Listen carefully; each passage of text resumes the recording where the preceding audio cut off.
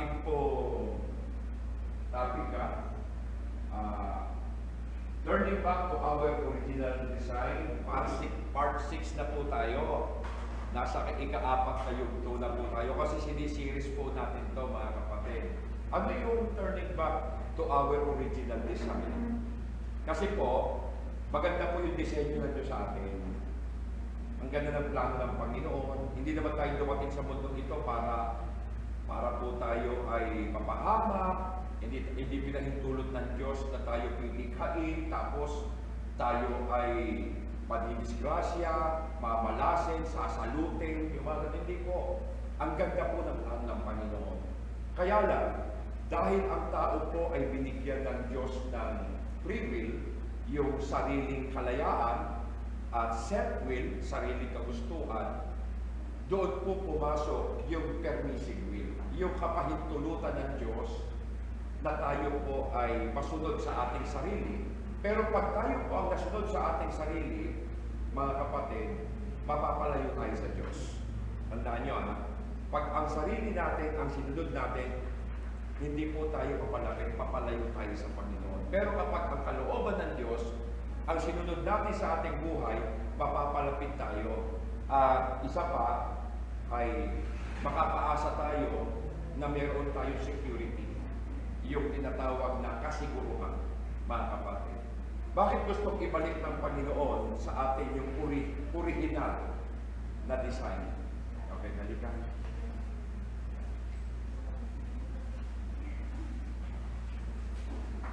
Okay, doctor yun ha. Bakit gustong ibalik ng Panginoon yung original design? Yung layunin ng Diyos kung bakit tayo dumating sa mundong ito, ang nais ng Diyos, ibalik yon bago tayo makabalik sa Kanya. Kasi pag hindi nakabalik yung original design, hindi tayo makakapasok, mga kapatid.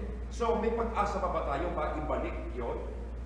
Nasira kasi yung buhay natin. Nasira po yung relasyon natin sa Diyos. Naligaw tayo ng landas, napalayo tayo sa Panginoon. Pero thank God, dahil isinugo niya si Kristo, hinanap po tayo ng Panginoon. Mga kapatid, tayo po'y parang mga tupang naligaw. Nagkanya-kanya tayo ng lakad, nagkanya-kanya tayo ng paniniwala, kanya-kanya tayo ng ugali, prinsipyo, pamamaraan, sekta, iba't-ibang religion. So nagkaligaw-ligaw tayo eh. Kaya hindi tayo makakabalik sa Panginoon. Pero praise God, dahil sinugo niya si Kristo, hinanap tayo, mga kapatid. At nang tayo matagpuan, okay? Tayo matagpuan, mga kapatid, binigyan niya tayo ng Kanyang Espiritu. Yung Espiritu ng Diyos, ang magiging paraan para maibalik yung design ng Panginoon sa atin. Pag binigyan ka ng Diyos ng Kanyang Espiritu, mga kapatid, ang mangunguna na sa iyo, although meron ka pa rin sariling kalayaan, pero yung kalayaan mo, hindi mo na gagamitin sa pansarili mo, kundi gagamitin mo na yon sa Panginoon. Hindi katulad noon, wala kang Espiritu ng Diyos, Espiritu ng kasamaan, Espiritu ng kadiliman. Totoo naman may Espiritu eh. Totoo naman may bad spirit. Kasi nandiyan po yung mga demonyo. Kasi kung walang masamang Espiritu, sana walang kasamaan sa mundong ito. Pero ang realidad, may patayan, may nakawan, may korupsyon. Bakit? Kasi mayroong nag-uudyok sa tao na gumawa ng masama. At nauudyokan lamang ng Espiritu na ito, na si Satanas, at nagkalat ang mga kampon niyang demonyo. Espiritu yun, hindi natin nakikita. Yun ang nag-uudyok sa atin para mag-drugs, para pumatay, para magsugal, magmura, yun eh. Pero hindi na original design ng Diyos sa atin. Mga kapatid, hindi na original eh. Kaya lang pinapasok natin sa buhay natin ang kasalanan. Kaya yung kasalanan po, ang siyang nagmaniobra at nag-drive sa ating mga buhay. Okay? So, hindi kayo. Meron pa rito. Okay? So, yung kasalanan, yun ang nagpadilim sa buhay natin. Kaya nga, pag binigyan ka ng Panginoon ng Kanyang Espiritu, Lilinisin niya ang buhay mo. Hindi mo na gawa yun. Gawa na ng Diyos yun. Kasi hindi naman natin kaya magbago. Sabi nga ni Kristo, kung wala kayo sa akin, hiwalay kayo sa akin, ano magagawa niyo? Kaya kung wala si Kristo sa atin, yung Espiritu kasi yung Kristo, Espiritu, yun yung Diyos. Yung Jesus yung tao. Okay? Kaya yung Heso Kristo, the anointed one. Bakit siya naging anointed one, yung Jesus? Kasi nasa kanya Kristo. Yung anointed, yung Espiritu. Kaya yung Jesus naging anointed one. Okay? So, pag binigay sa atin yun na ang mag-guide sa atin. Pagbibigyan tayo ng pagkatakot sa Panginoon. Dati, pag gumawa tayo ng masama, para-barabay. Wala nang takot tayo, sige lang. Pero ngayon, meron na tayong konsensya Meron na tayo, nakukonsensya na tayo, nakukonvict tayo, yung mga gano'n, no? Mga kapatid. So, unti-unti pala yun. Ibinabalik na ng Panginoon ang kanyang disenyo sa atin. Proseso po yun. Mga kapatid, hindi isang pitik. Kaya nga ang pagbabago ng buhay, hindi one click Hindi po magic, kundi unti-unti. Habang nakikinig ka ng salita ng Diyos, doon tayo nagkakaroon ng realization. Marami po tayo na pag-iisip-isip sa buhay, ay oo nga, ay totoo talaga yun. Di ba ganun, Kasi nasasagot po yung ating mga katanungan sa pamamagitan ng ating pakikinig ng mga salita ng Panginoon. Okay? Kaya nga, meron dyan na isuko ang buhay after na makapakinig ng Word of God. Okay? Naintindihan niya kasi.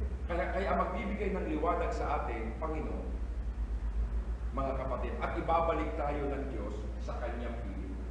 Okay? Kaya yan ang tawag sa atin, pag nasa atin na yung Espiritu ni Kristo, ang tawag sa atin Christian. Pero pag wala pa Espiritu ni Kristo, hindi ka Christian. Ang Christian po, hindi yung titulo. Hindi po pumasok ka sa Christian Church, Christian ka na. Hindi po, maraming member, attender, pero Christian, nasa iyo Espiritu ni Kristo. Hindi ibig sabihin nasa iyo Espiritu ni Kristo ay hindi ka nakikilo sa pamamaraan na gusto mo rin. Hindi, palaya pa rin tayo. Kaya lang, meron na tayong conviction na alam na natin masama't mabuti, alam na natin yun. Okay? So,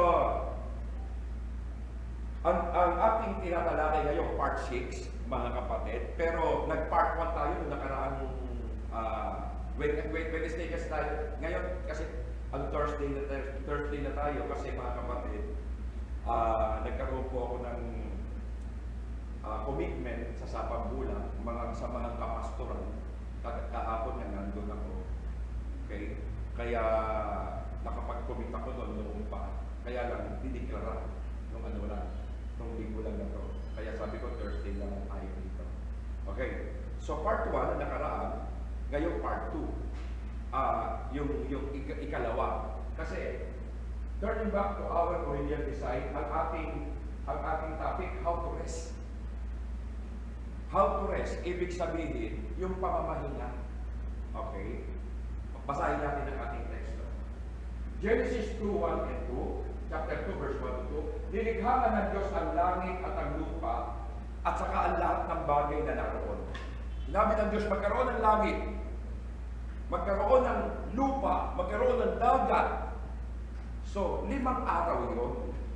Ika-6 na araw, tinapos niyang ligain ang lahat ng ito sa loob ng 6 na araw. Yung ika-6 na araw, tao. Okay? Nilikha mo ng lahat ng bagay, yung pangangailangan ng tao, bago tao. Kasi hindi inuna tao Pag inuna ang tao, lulutang-lutang tayo rito. Kasi walang lupa. Hindi lumilipat-lipat tayo dito, mga kapatid. So inuna muna yung mga bagay na tatapakan natin, yan, kakainin natin, dadamitin natin, lahat, inuna ng Diyos yan bago tayo dumating sa mundo ito. So, sa loob ng 6 na araw yon, at siya'y nagpahinga sa ika-7 araw. Tingnan mo, ang Diyos nagpapahinga. Dapat magpahinga kami. Huwag naman yung puro pahinga. Ang may karapatan lang magpahinga, yung nagtatrabaho. Kaya lang, meron ng tulog, puyat. Di ba? Kain ng kain, payat. Oh. Kaya ang may karapatan lang magpahinga, na binibigyan ng Diyos ng pahinga, yung may work. mga kapatid. Okay, we are designed for work. Dinesign tayo ng Diyos para magtrabaho. Dalawang trabaho, no? Isang secular work. Ano ba trabaho mo sa mundong ito para sa kabubuhay mo? And then yung ikalawa, yung sacred work. Yung trabaho mo sa Panginoon. Kasi yung mga tao ngayon, trabaho, pero walang trabaho sa Diyos. Eh hindi pwede yun. Kasi hindi na tayo puro katawan. Meron kang kaluluwa na dapat din po nagtatrabaho yung kaluluwa mo, mga kapatid, sa Panginoon. Kasi pag wala kang sacred work, sinasabi mo, patay ang kaluluwa mo. Patay ang kaluluwa. Kasi wala kang sacred work. Okay? So, meron po, we are designed tayo ng Panginoon for work, but we are designed for rest. Dinesign din tayo para mamahinga, mga kapatid. There are two kinds of work. Ano siya sabi ng work? Sacred work, trabaho natin sa Panginoon. Hindi ka pwedeng hindi magtrabaho sa Diyos. Eh, nagsisimba naman ako eh. Alam niyo mga kapatid, hindi po pagsisimba lang kailangan natin. Hindi lang pagsamba, kundi paglilingkod.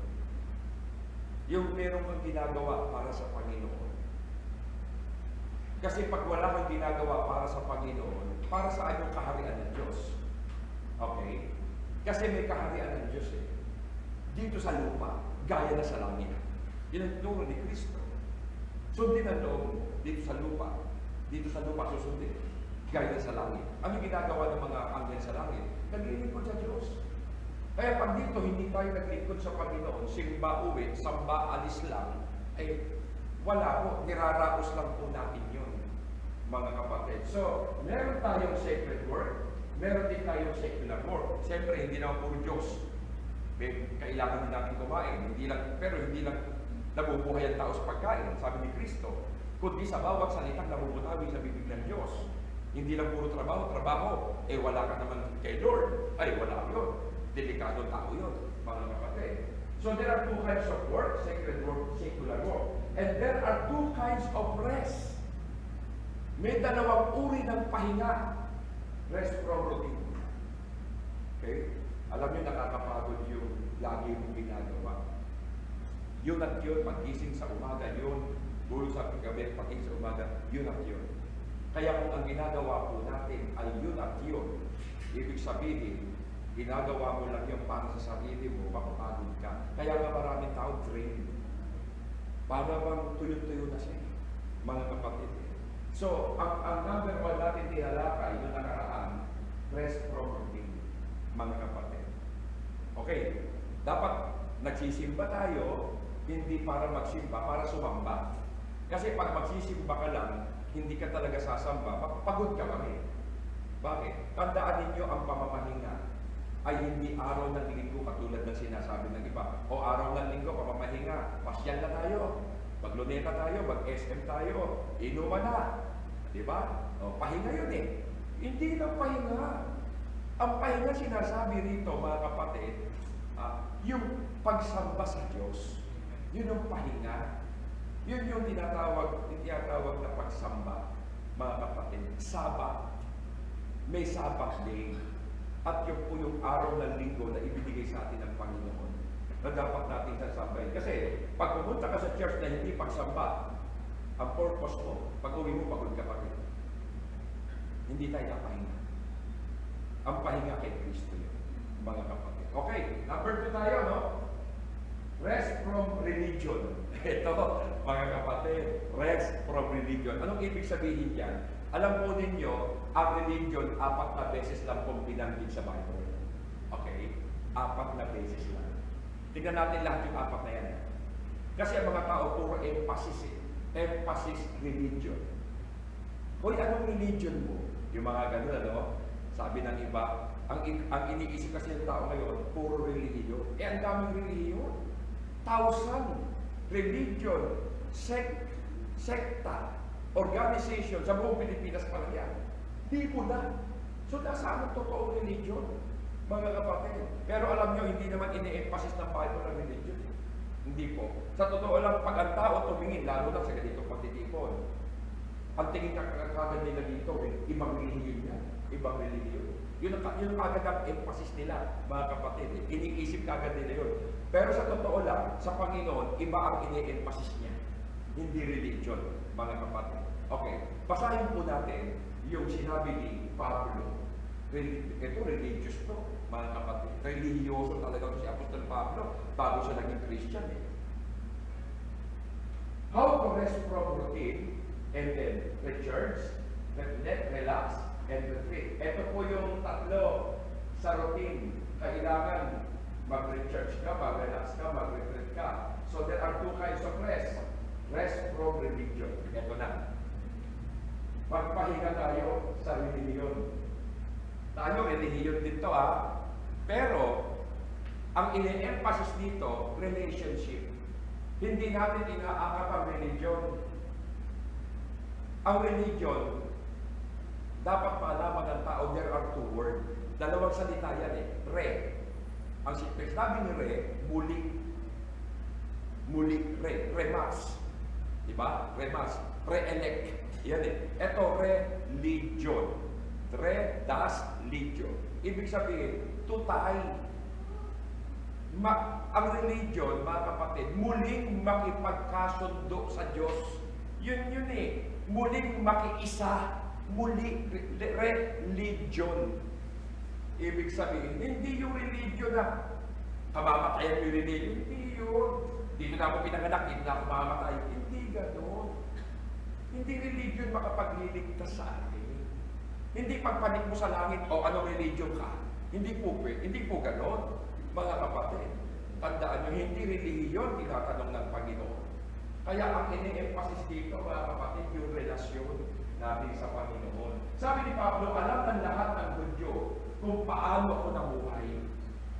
Mula pa sa aking kamusmusan sa aking sariling bayan at sa Jerusalem, matagal na nilang alam at sila ang makapagpapatotoo kung kanilang gugustuhin na ako'y nabuhay bilang kaalig. Kaalig ng pinakamahigpit na sekta ng aming relihiyon, ang sekta ng mga Pariseyo. Alam niyo pag sinabing Pariseyo, pare, mga kapatid. So, sabi niya, si Apostol Pablo, nagsasalita siya. Sabi niya, kasi na-convert siya nung ma-encounter niya si Jesus Christ through the Holy Spirit. Pablo, bakit mo ako inuusin? Sabi niya, Panginoon, sino ka? Biglang lumiwanag, bulag. 3 days siyang bulag. Pero after 3 days, nagkaroon siyang paningin, mga kapatid, na bago po ang kanyang paniniwala. Ang bilis, 3 days lang. Kasi titrabaho talaga siya ni Jesus ng Holy Spirit. So, yung pagiging relihiyoso niya, mga kapatid, hindi na ngayon yung kaanib siya ng pagiging relihiyon, mahigpit na sekta yun. Kaya nagpatotoo siya nung siya po ay na-convert. Sabi niya, nagsalita siya, mga kababayan ko, kung anong klaseng buhay meron ako, alam niyo yan. Nagpapatotoo siya, alam niya kung anong klaseng buhay ako. Si Apostol Pablo po kasi, mga kapatid, nakaharap sa hukuman. Hukuman kasi nga, kinakastigo siya. Bakit? Matindi ang relihiyon mo, bakit nawala ka dito? Bakit ka umalis sa relihiyon ng mga Pariseyo? Kasi Pariseyo siya mga kapatid. Sabi na buhay ako bilang Pariseyo. Ang mga Pariseyo kasi napaka-stricto sa pagsunod. Talagang grabe po yung kanilang ritual. Yung ritual nila, grabe yung kanilang sinusunod ng mga panuntunan. Anong relihiyon tinutukoy ko? Judaism. Yung mga relihiyon ng mga Hudyo. Mga kapatid, yan po ang sinusunod nila. Alam niyo, mga kapatid, pag sinabi religion, sa Greek word, ang ginamit dyan, Kreskia. Pag sinabi religion, ang ginamit dyan sa Griegong salita, Kreskia. Okay? Ano yung Kreskia? Pag sinabi mong Kreskia, tinutukoy yan outward, yung gawa ng katawan. Gawa ng katawan o mga external practices, yung mga ginagawa ng physical. Okay? Ito po yung panlabas na ginagawa, hindi panloob. Alam natin kung ginagawa mo, panloob. alam mo kung ginagawa mo, panlabas lang. Okay? Doon nagkakatalo yan eh, mga kapatid. Iba po yung internal. Internal, panloob yun. Dapat pag may ginagawa ka sa Diyos, dapat galing sa puso. Okay? Galing sa puso. Hindi sa labas, kundi sa loob. Okay? Ito po, more external. Pag sinabing external, ito po yung mga ceremonial. Hararabos ko, sokolate. May sokolate dyan. Sokoloro. Yan, mga seremonya yan, mga kapatid. Isipin nyo, dadasalan ng patay. Yung pwedeng dasalan, wala naman nakalagay sa Bible, dasalan mo, patay. O ceremonial, ritual. Ang daming ritual eh. Mga kapatid, yan yung mga practices. Okay? Rosary. For example, rosary. Yan ba'y panalangin? Hindi po. Mga kapatid, yan po ay ritual. Hindi po yan biblical. Aba, Ginoong Maria, napupuno ka ng grasya, Panginoon Diyos sumasa iyo. Yes, tama yung Panginoon Diyos sumasa kanya kasi si Mama Mary, yan po ay saint. Lubos kang pinagpala, tama yun. Sa babaeng lahat na pinagpala, tama yun. Kasi sa lahat ng babae, bakit siya mapalad? Kasi siya yung pinaglagyan ng Espiritu ng Diyos eh. Na Kristo na naging Jesus eh, nagkatawang tao. Lubos kang pinagpala sa babaeng lahat na pinagpala naman ang iyong anak na si Jesus. Ito mali, Santa Maria, ina ng Diyos, wala pong nanay ang Diyos. Paano nagkaroon ng nanay ang Diyos? Wala pong nanay ang Diyos. Si Kristo, mga kapatid, hindi niya anak. Hindi nga siya nagalaw ni Joseph eh. Paano siya magiging ina? Okay? Virgin siya eh. Yung kanyang pinagbuntis ay lalang ng Espiritu Santo. Paano malalamang anak niya si Jesus? Hindi niya anak, mga kapatid. Si Jesus po ay dinala lang niya sa sinapupunan. Kinasangkapan siya ng Diyos, yung katawan niya, yung uterus niya. Kasi daming babae doon eh, sa Jerusalem. Pero hindi karapat-dapat. Ang naging karapat-dapat si Mama Mary. Okay? So, pinaglagyan, pero hindi niya anak si Kristo. Anak siya ng Diyos. Hindi siya ang may anak sa Diyos. Santa Maria, ina ng Diyos, paliyo. Mga kapatid. Yan ang tinatawag na ritual. Okay, ano pa? Prosesyon. Ang prosesyon kasi prayer for the show, panalangin sa kalsada. Alam niyo mga kapatid, tapos ibabandera mo yung mga idolatry, yung mga santo-santo. Ang Diyos naman hindi po rebulto yun. Ang Diyos hindi bato, hindi kahoy, hindi styrofoam, hindi chalk. Hindi. Espiritu ang Diyos. The book of John 4:23. Ang Diyos Espiritu. Dapat siyang sambahin sa Espiritu at katotohanan. Hindi sabing dapat siyang sambahin sa rebulto. Wala eh. Wala. Babasahin natin ha. Okay, may Bible. The book of John, chapter 4, verse 24. Para makita natin ang katotohanan, mga kapatid. Kasi yun po mahalaga. Para makita natin, ito ba ay, kasi maraming tao maapahamak eh, kawawa naman. Pero nasa tao ang choice ha. Nasa tao ang choice. Isa lang kaluluwa natin. Huwag mong ibigay yung paniniwala mo sa tao lang. Kailangan mo mag-research. Kailangan mo mag-aral. Kailangan. Kasi, ay sabi nila dito, totoo yun. Wag! Mga kapatid, kailangan ikaw mismo makatuklas. The book of John chapter 4, verse 24. Ang Diyos ay Espiritu. Maliwanag. Tuloy. Kaya dapat siyang sambahin sa Espiritu at sa katotohanan. Hindi sinabi, dapat siya sambahin sa kahoy, sa bato, sa tiyok. Wala eh. Wala po. Walang ganun. Mga kapatid. Kaya dapat sambahin ng Diyos sa Espiritu at sa katotohanan. Yung po katotohanan eh, ang Diyos sa Espiritu eh.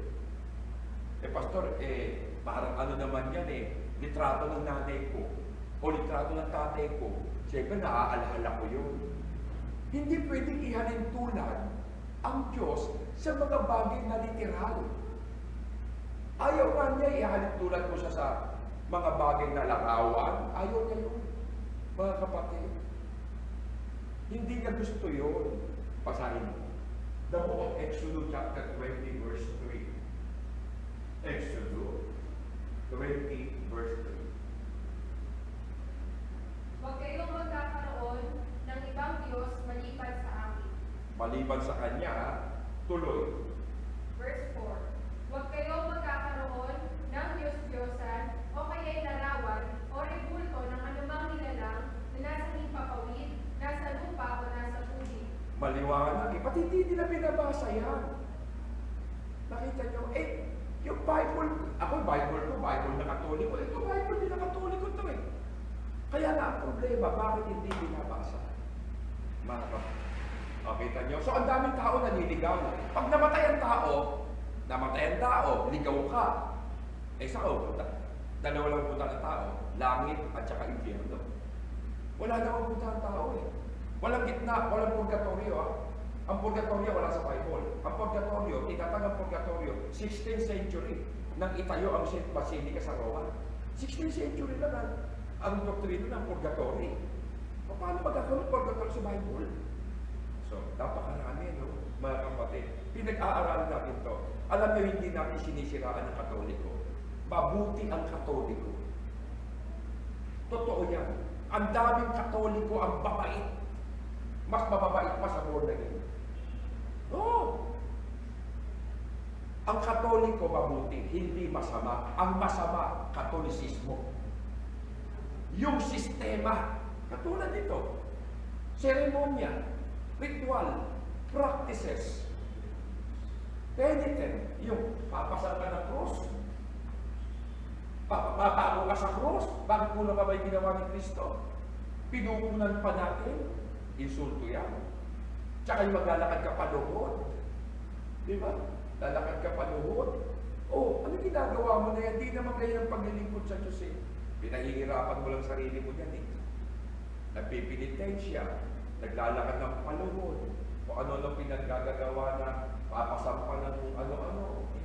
Ayaw ng Diyos yun, ayaw nga ng Diyos. Kinuha na nga niya yung sakripisyo na dapat tayo ang magsakripisyo. Kinuha niya na lahat yun. Yung pa ba'y kulang pa? Kulang pa ba yung ginawa ni Kristo? Pinupunan pa natin. Kaya kung ano-anong mga activities, yan po yung tinutukoy ng salitang religion. Yan po yung tinutukoy ng kreskiya, mga kapatid. Kasama po dyan yung routine, yung lagi na lang ginagawa. Lagi na lang ginagawa, pero ang lahat ng yan, external. Panglabas lang. Okay? Kapag sinabing external, ito ay ginagawa mo na mechanical. Mechanical yan, maaaring hindi galing sa puso mo. Kasi kung galing sa puso mo yan, totoo yan. Kasi alam natin, mga kapatid, kapag galing sa puso ginagawa natin, pinagagawa ng Diyos yun. Okay? Kasi ang Diyos nagsasalita sa puso. Tandaan nyo. Basta tuloy-tuloy lang ginagawa po ng tao, yung bang nakasanayan na lang, liwanagin po natin mabuti. Don't get me wrong. Okay? Don't get me wrong. Huwag niyo akong mamaliin na. Mga kapatid, ito hindi ko sinasabing masama religion. Again, hindi po. Hindi ko sinasabing hindi natin ito kailangan. Hindi ko sinasabi yan. Sa atin kasi, ang tawag din dito, religion. Pero hindi po ito ang pinakikilala natin sa tao. Hindi ito ang itinataas natin. Hindi Jesus Christ mission to all nations. Hindi ito eh. Ito lang po ay ginagamit natin bilang isang organisadong samahan. Organisadong samahan. Pero hindi ito, mga kapatid, ang nakarehistro sa langit. Ang nakarehistro sa langit, yung katawan ni Kristo, yung body of Christ. Ang nakarehistro doon, yung tunay na iglesia. Ano ang tunay na iglesia? Ikaw. Ikaw ang iglesia. Ikaw ang templo. Basa. The book of 1 Corinthians 3:16. Tingnan natin, hindi ito templo Hindi yung mga naglalakihan na nagtutulis-tulisan yan. Ang tunay na templo, hindi yan. Ang tunay na simbahan ito, papakita ko sa inyo. The book of 1 Corinthians 3:16. Read. Hindi ba ninyo alam na kayo'y templo ng Diyos at naninirahan sa inyo ang kanyang Espiritu? Hindi rito naninirahan. Pag umalis tayo rito, wala dito Diyos. Pero nandito Diyos. Bakit? Nandito siya. Bakit siya nandito? Dahil nandito tayo Because God is with you. God is with us. Kasama natin siya. Pero pag umalis na tayo dito, hindi natin iniiwan ng Diyos dito. Ang binabalikan tuwing araw ng Thursday, tuwing araw ng Sunday, binabalikan. Hindi. Wala ditong Diyos. Ang Diyos nakatira yon, hindi sa mga bagay na walang buhay. Wala na itong buhay Ang Diyos nakatira sa mga bagay na may buhay para siya kikilo sa buhay na yon, sa buhay ng tao na yon. Hindi ba ninyo alam na kayo ang templo ng Diyos? Tayo at naninirahan sa atin ang kanyang Espiritu. So tayo pala ang tunay ng church. Hindi pala bato, hindi pala naglalakihan yan mga kapatid. Pero ibig ko sabihin, mga kapatid, tingnan ninyo. Rest from religion is rest from just being religious. Kasi pag religious ka lang, ginagawa mo isang bagay dahil lang sa kailangan mong gawin. Ginagawa mo isang bagay dahil kailangan talagang gawin yun Uulitin ko, hindi ko sinasabing hindi natin kailangan o mali o masama ang religion. Ang masama, yung mga practices na wala sa Bible. Yun ang masama. Yung ginagawa mo, pero wala sa Biblia Ang biblical, pag wala sa Bible, ang tawag yan ang biblical. Pag ang biblical, kulto. Kulto ka. Wala sa Bible Yung mga turo, wala sa Bible. Kukuha lang ng verse, tapos pag nagpaliwanag, mali na. Kulto yun. Kasi kung ano sinasabi ng Bible, yun lang ang palalabasin natin. Huwag natin dadagdagan, mga kapatid. Pwede mong ipaliwanag, pero hindi mo pwedeng dagdagan. Kaya nga, hindi masama ang Katoliko. Sabi ko sa inyo, masama ang Katolisismo. For example, paperi. Paperi, si Papa. Pag pumunta rin sa Pilipinas, lumuluhod ng tao. Masama yun. Pesong bayo. Luluhuran mo, Papa. Kahit sa anghel, ayaw. Anghel na ayaw niya, lumuluhod sa kanya. Huwag niyo ako luhuran, sabi ng anghel. Lingkod din ako katulad mo. Kahit si Pedro, mga lumuhod sa kanya tao, ba't niyo ako niluluhuran, tao din ako? Ito raw yung religion, sabi niya, mga regulation. Sabi ni Pablo, mga regulasyon. Do not handle, do not taste, do not touch. Bawal ang pork, bawal ang beans.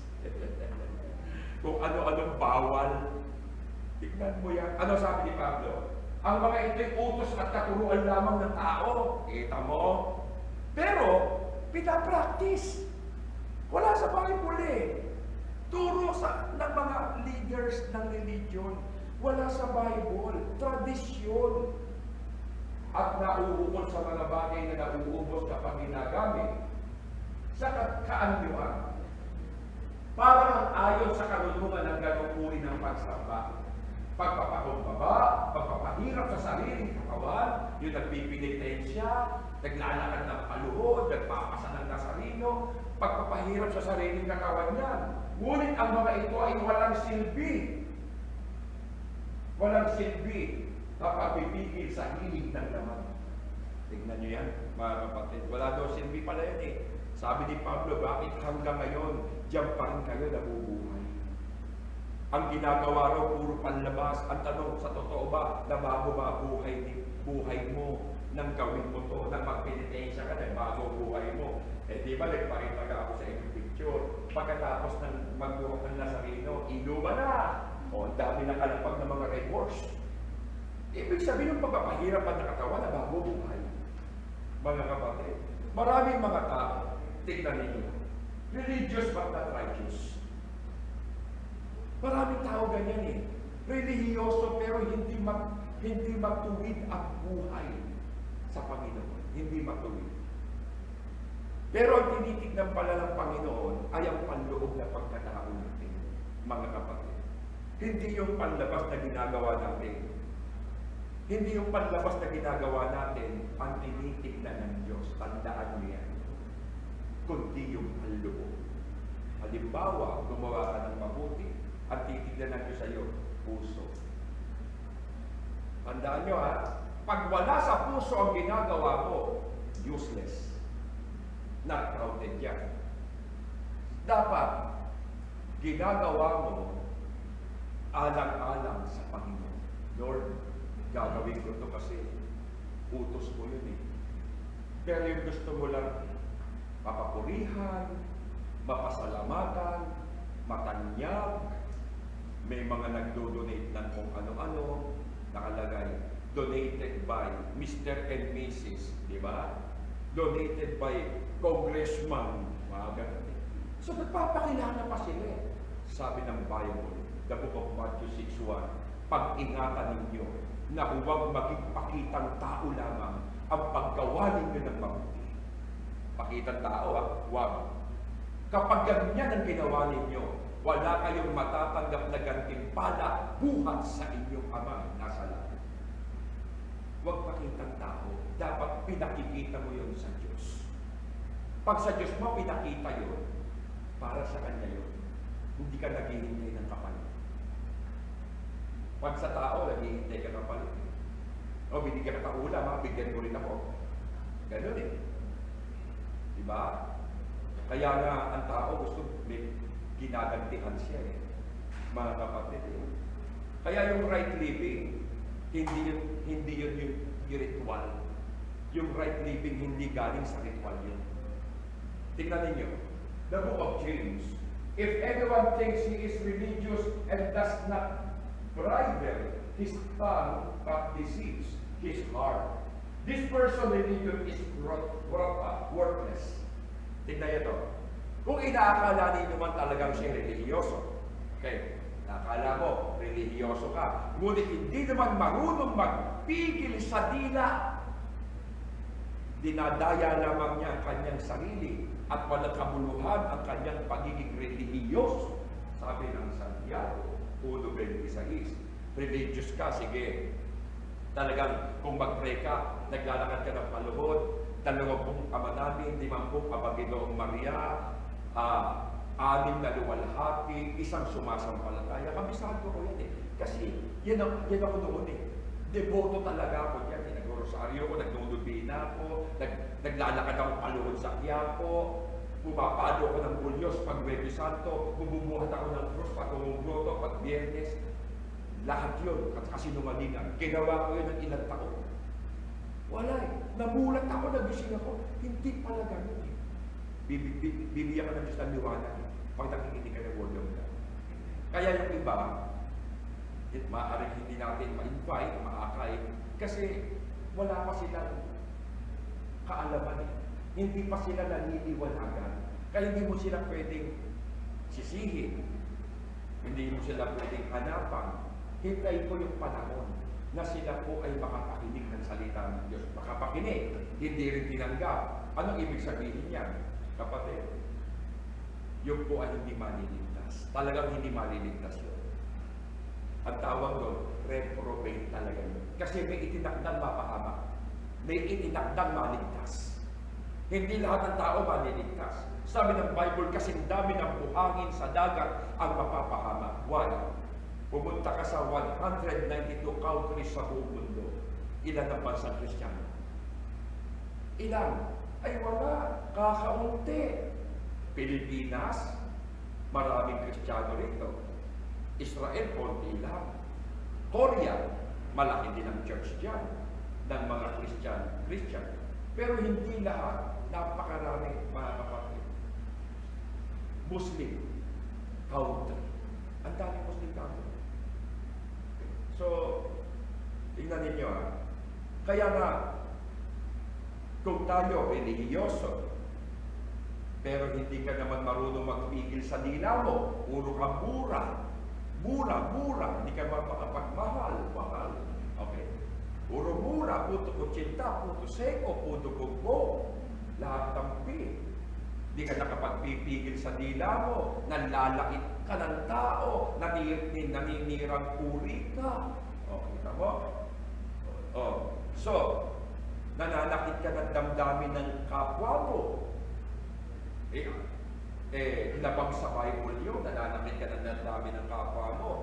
Lumalabas na ang religion mo, external. External, yun ang patunay. Panlabas lang, puro showy, mga kapatid, dapat napipigilan ng dila. Okay? Or else, your religion is worthless. Walang kabuluhan. Ang hinahanap po kasi ng Panginoon talaga yung tamang pamumuhay. Yung tamang pamumuhay. At ang tamang pamumuhay, nakikita rin yan sa pananalita. Kasi kung ano nasa loob mo, lalabas yun. Okay.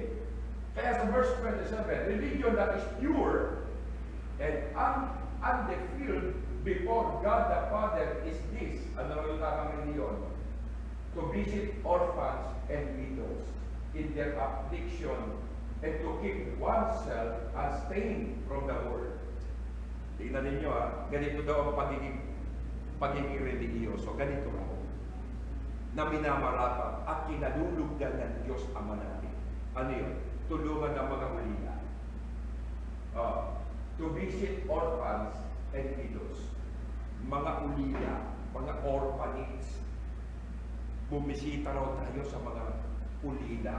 Tulungan daw ang mga babaeng bako sa kanilang kahirapan. At ingatan ang sarili and keep oneself unstained from the world. Ingatan ang sarili na huwag mahawa sa kasamaan ng mundo ito. Yan pala relihiyon na totoo. Di mali na yung mga relihiyon dyan, mga kapatid.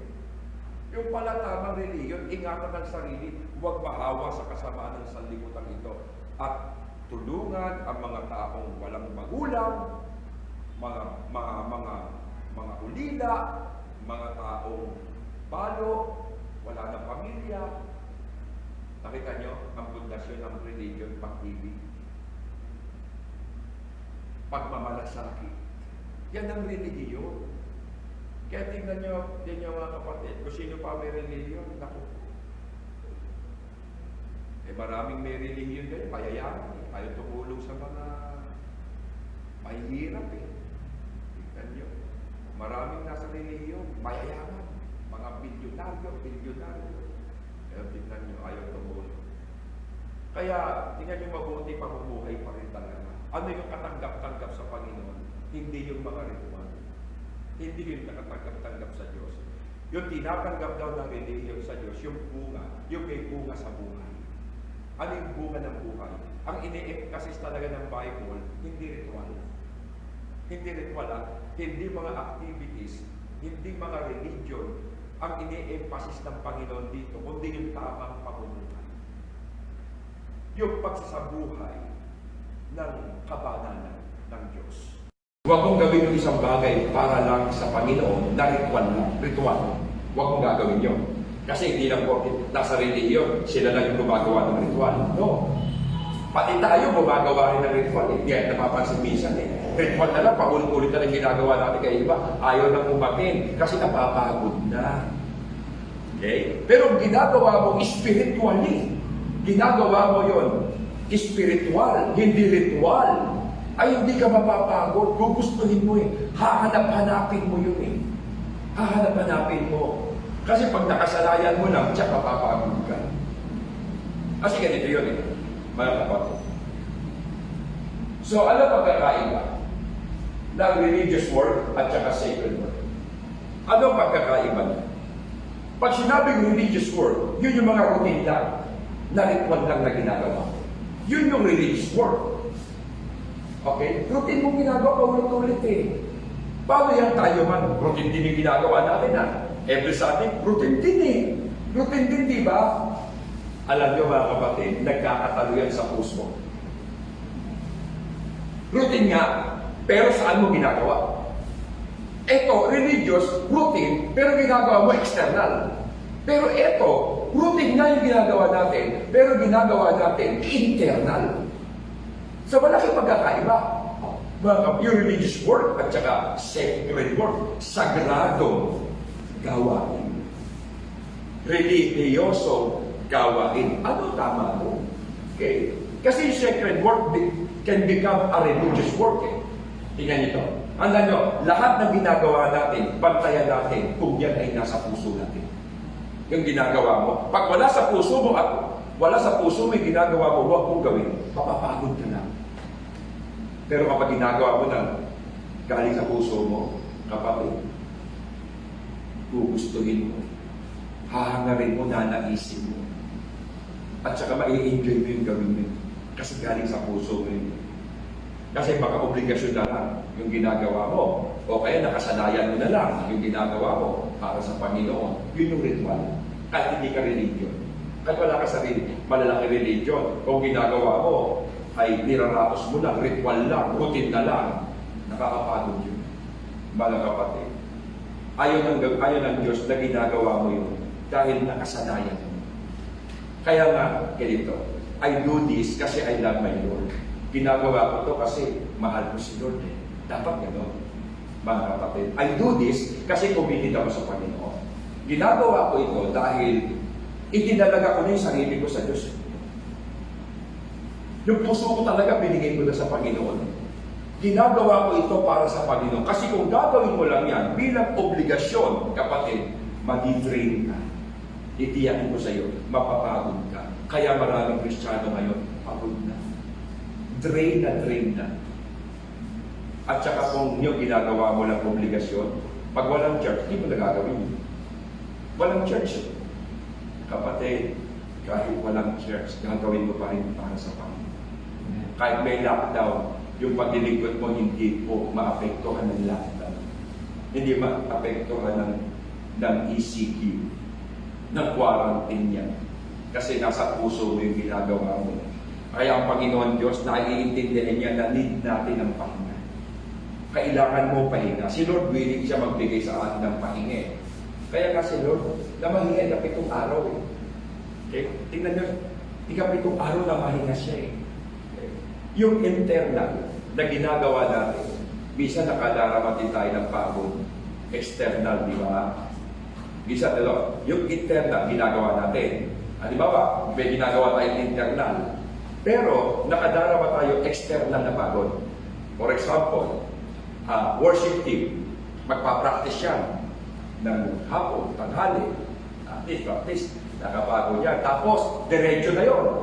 Pagkatapos sa practice, diretso na. Worship service na. O, sila nakakapagod yun. Dire-diretso ka na eh. Okay? Bakit hindi mapapagod ang physical mo, external mo? Kaya yung ginagawa mo internal, hindi ibig sabihin, hindi na mapapagod ang physical mo. Mapapagod ka pa rin. Kahit may ginagawa ka sa Diyos, napapagod pa rin yung katawan mo. Pero alam mo, ayos lang yun. Napapagod ka, externally lang yun, mga kapatid. Pero alam nyo, tulog lang katapan yan. Katapat niya, tulog lang. Oo, pag nagpagod ka, ipahinga mo. Ipahinga mo lang, lalakas ka ulit. Kaya relaxation kailangan natin. Pero alam mo yung iba ang pagod mo, internal. Kasi may napapagod internal. Yung pagod sa puso, pagod sa isip, yung pagod sa damdamin, nandiyan yung sama ng loob, nandiyan yung galit, yung hinanakit, nandiyan yung puot, ay matindi yan. Mga kapatid, natulog ka ng lahat, tingnan nyo pagod ka pa rin pag-isip mo. Bakit? Ang napapagod sa iyo internal eh. May sama ka ng loob, may galit ka, may hinanakit ka, nagpahinga ka na, na-relax ka na. Pero, pagkatapos mo magpahinga, pagod ka pa rin. Kasi ang napagod sa'yo, internal. Kaya dapat maintindihan mo, yung pagod mo, internal at external. Kaya always find your rest in God. Lagi nating hanapin yung kapahingahan para sa Panginoon.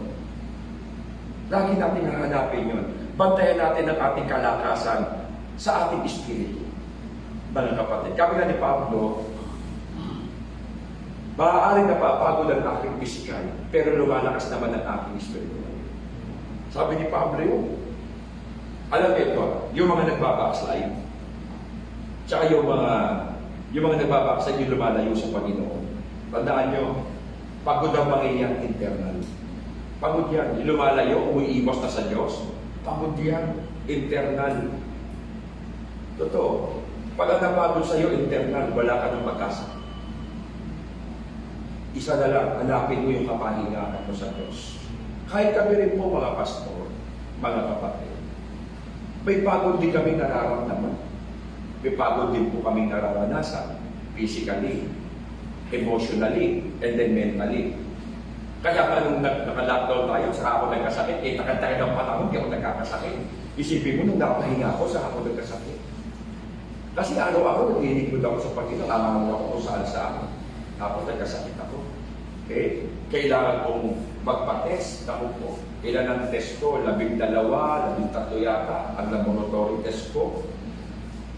May mga kapaguran ako externally. Kasi nasa lamang pa tayo eh. Pero, bagamat may sakit ako, physically, nagkasakit ako, pero okay naman ako ngayon, mga kapatid. Nakuha na sa medication, nakuha na po doon. Okay? Bagamat may sakit ako, pero tingnan ninyo, may mga gawain ng Panginoon na hindi ko pwedeng ipagpaliban. Hindi eh. Okay? Hindi ko pwedeng i-give up. Yun doon ako mamatay. Pag ginibak ko yun, dahil mayroon akong physical o external na nakapaguran at ginibak ko, isang tabi ko dahil may nakaramdaman ako sa katawan, ay doon ako manghihina talaga. Kasi hindi naman ako pagod internal. Sa loob, hindi naman ako pagod eh. So, nais ko pa rin gawin ang sacred work ko. Nangangaral pa rin ako Wednesday. Nakikita nyo, kahit minsan parang hindi nang hinana ako na, ay nanghihina yung katawan ko. Okay? Pero kailangan ko pa rin. Kailangan matulog ng alas 10. Pero makakaral ako, magre-record ako alas 12. Tapos ako, alam ko na media. Okay, ako. Hindi ko pwede pabayaan eh. Dahil ang nararamdaman ko lang pagod, physical eh. Kasi pati internal, napagod din. Baka lalo ako magkasakit.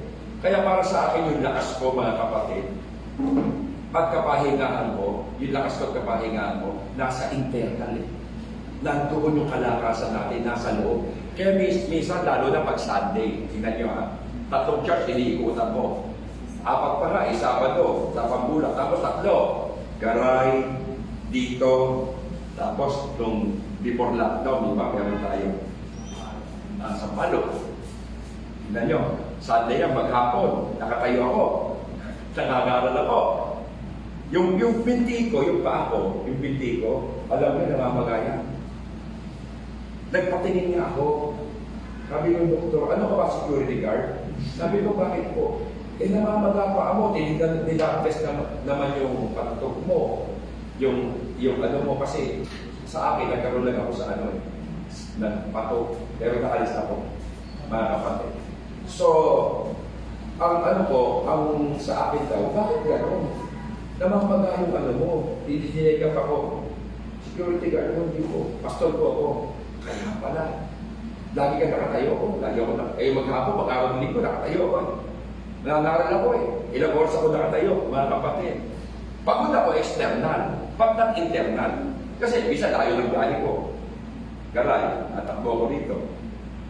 Tapos, pagkaling dito, pag-aral ka agad. Takbo na naman doon. So, physically, pagod din. Ako pa nagdadrive, parod pa rito. Pero pagdating ko sa bahay, nakatulog ako, lahat ng pagod ko nawawala. Yun yung rest na ibibigay ng Diyos sa atin. So, kinabukasan, sacred work ulit. May Monday na naman ako, pag-aaral naman ako. Halos araw-araw yun, mga kapatid. Pero alam ko ang sarili ko, ginagawa ko yun. Sapagkat mahal ko si Lord. Kaya ko ginagawa yun. Hindi ko ginagawa yung gusto ko. Kung gusto ko lang, mapapagod ako eh. Nakasawaan ko yun eh. Hindi isang obligasyon lang. Dahil kailangan hindi ako dumating sa point na isinuko ko ito. Na kinataparan ko, nag-give up ako, o kaya nagsawa na ako, ayoko na mangaral, ayoko na magturo. Hindi dumating sa akin yung mga ganung pagkakataon, mga kapatid. Okay, kailangan diyan dumating sa buhay ko na ayoko. Okay, napapagod talaga ako, minsan may hina. Kahit madalas pagod na pagod ako, physically, mentally, pero hindi ko give up yun.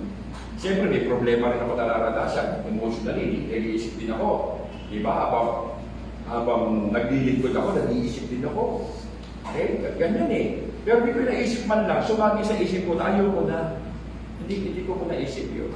Minsan hindi ko naisip tumigil na sa pangangaral salita ng Diyos eh. Hindi naman po kasi madali mangaral. Hindi po madali. Kailangan habang nananaral ka, katulad ako, gumagamit ako ng mental. Umaandar ang isip ko eh. Mga kapatid, gumagamit ako ng physical. May emotion din po ako habang nangangaral ako sa inyo. Hindi ako nangangaral patay lang. Hindi po eh. Dapat nararamdaman ko ang nararamdaman nyo. Dapat alam ko pangangailangan ninyo, mga kapatid. Kaya kailangan ko makita yun. Spiritually. Kaya tingnan ninyo, ang gumagana sa aming mga nangangaral, ang gumagana sa amin, dahil ang preacher, may sinusunod yung rules. Yung sermon organization, okay yun, nandiyan yun. Pero dapat meron kaming homiletically arranged. Homiletic means the art of preaching. Dapat merong art yung aming pangangaral, nandiyan yung gesture, yung posture, pati yung boses namin, kailangan bantayan namin. Kailangan para kumakantay, may tono rin eh. Bumababa kami, itataas kami. Lahat yung binabantayan namin. Pati yung sinasabi namin sa inyo. Umaandar ang isip ko dito, umaandar ang emosyon ko, umaandar ang bumanga ko, pati physical ko. Mga kapatid, umaandar lahat yan. So, lahat binabantayan namin, pati yung sermon organization, binabantayan din po, mga kapatid. At sinisiguro ko po, lahat po ng ipinangangaral ko, lahat tinuturo ko, biblical po ito. Nasa Bible naman eh, kasi hindi ka mangaral na wala sa Bible. Delikado po ako ron. Kasi mas mabigat ang sasapitin, ang parusa ng mga nagtuturo kesa sa tinuturoan. Yung mastermind po, mas mabigat ang sentensya. Kaya mas mabigat ang kasalanan namin sa Diyos, kami mga nangangaral. Itong mali, papangaral namin sa inyo. Okay? Kaya nga, galing sa Bible lahat ito, mga kapatid. Tama ang interpretation. Kaya pagkatapos namin mangaral, para kami nakipagbunok sa 10 demonyo. Pagod na pagod. Oo. Kaya, ang pagod namin after preaching. Kaya pagkatapos ko mangaral, parang gusto ko mahiga. O parang gusto ko gumanon. Mahiga, magpahinga, matulog kahit isang oras, pero hindi ko magawa eh. Hindi ko po magawa, mga kapatid. Pero ito na, pag-uwi ko, pag-higa ko, pag-tulog ko, pag-gising ko, malakas na uli ako. Bawi na naman, yung rest na gusto ng Panginoon. Pwede na uli magbaka sa demonyo, mga kapatid. Tuloy-tuloy pinagagawa ng Panginoon sa aking buhay. Tuloy-tuloy po pinagagawa ng Panginoon. Tignan nyo, alam nyo sa totoo lang, alam mo kung yung ginagawa mo. Yung ginagawa mo, alam mo kung yung ginagawa mo ay mahalaga. Alam mo kung yung ginagawa mo ay nanggagaling talaga yan sa puso. For example, trabaho, alam mo mahalaga yan. Okay? Negosyo, business, alam mo yung halaga niya. So, napapagod ka dyan, di ba? Di itulog mo. Pag napagod ka, yun po yung sinasabi ng Panginoon eh. So, ang anumang pagod, huwag natin idamay ang internal. But, dahil kapag napagod ka internal, kailanman, wala ka ng kapahingahan sa buhay mo. Wala ka ng kapahingahan sa buhay. Kapag napagod sa iyo internal, kasi mas nakakapagod yung malayo ka, yung mahiwalay ka sa Diyos, mas nakakapagod yun, mga kapatid. Kaya, tandaan nyo you are designed to rest, na mag-rest. Dinesign ka ng Diyos para mag-rest. Tayo mga napapagod. Pero yung rest, ilagay mo sa tamang lugar. Mga kapatid, yung pagod, natural lang yan. Pero huwag kang magpapatalo sa pagod. Bakit? Because the Bible says, Isaiah 40:31, but they who wait for the Lord shall renew their strength.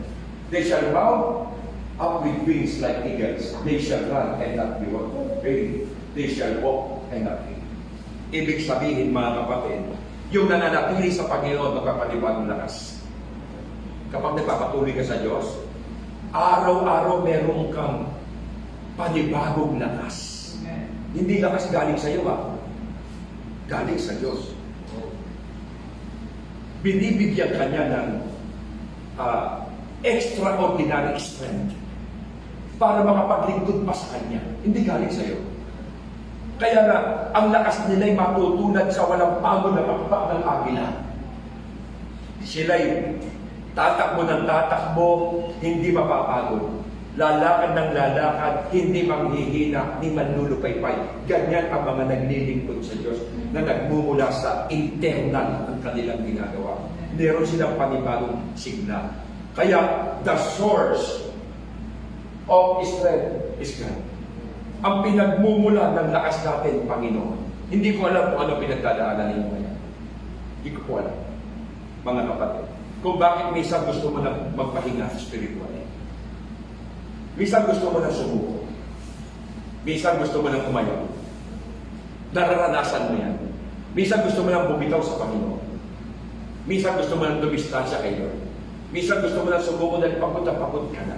Anong kinapapaguran natin? Pagod ka na sa pamilya. Minsan napapagod na tayo eh.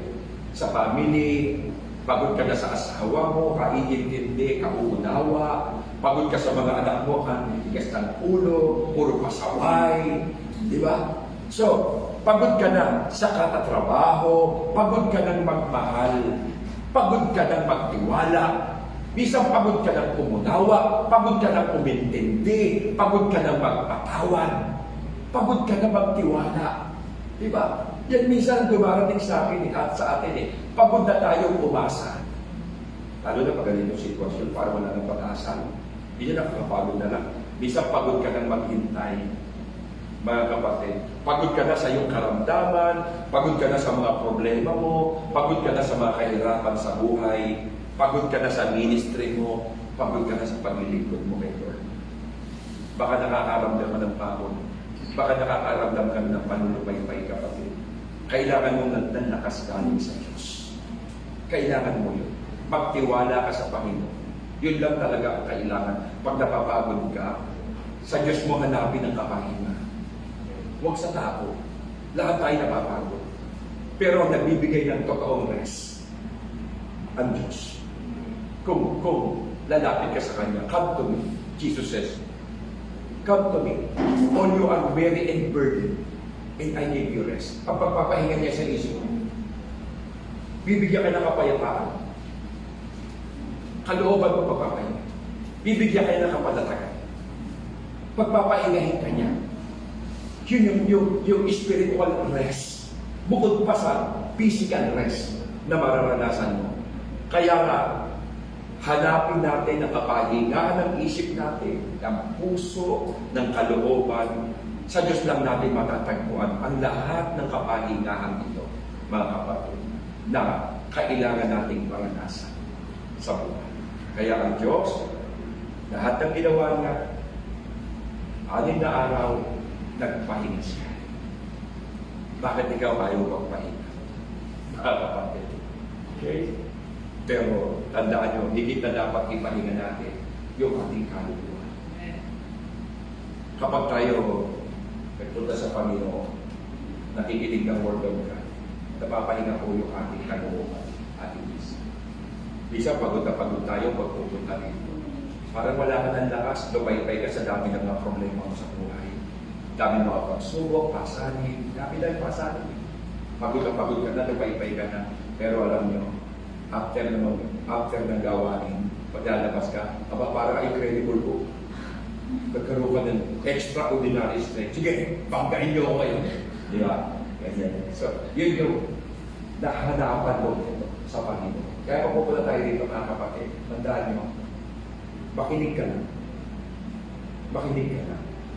Si Lord lang lapitan. Talaga. Kaya ka pupunta dito para sa Lord, para sa Panginoon.